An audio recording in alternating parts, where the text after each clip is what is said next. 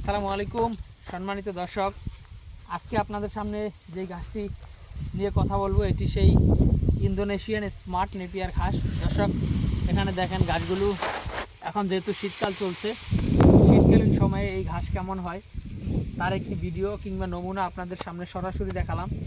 দর্শক, মূলত যেটা সত্য সেটাই আমরা বলছি যে শীতকালে এই ঘাস আপনার চিকন হয় এবং এই ঘাস ফলনও কম হয়।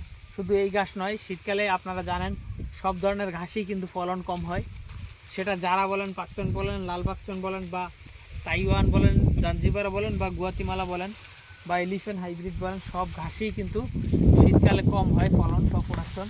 তো দর্শক, শীতকালে কম হওয়ার পরও দেখেন এখানে কি পরিমাণ হয়েছে। দেখেন ঘাসগুলো আলহামদুলিল্লাহ যথেষ্ট পরিমাণে ফলন এখানে হয়েছে।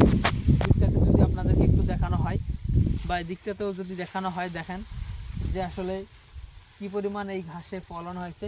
তো দর্শক, শীতকালে ঘাস কিছুটা কম হয়, তারপরেও আলহামদুলিল্লাহ ভালো ফলন আমাদের এই জমিতে হয়েছে।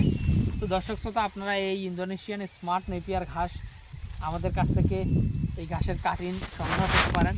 আমরা সুন্দরবন কুরিয়ার সার্ভিস অথবা অন্যান্য কুরিয়ার সার্ভিসের মাধ্যমে সারা বাংলাদেশে এই ঘাসের কাটিংগুলো কিন্তু সেল করে থাকি।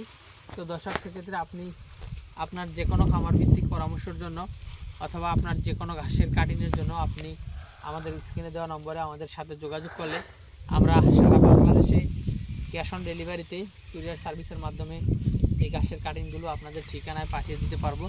তো দর্শক, সেক্ষেত্রে আমাদের এই নম্বরে ইমো হোয়াটসঅ্যাপ রয়েছে, আপনারা চাইলে আমাদের সাথে অ্যাড করে যোগাযোগ করতে পারেন।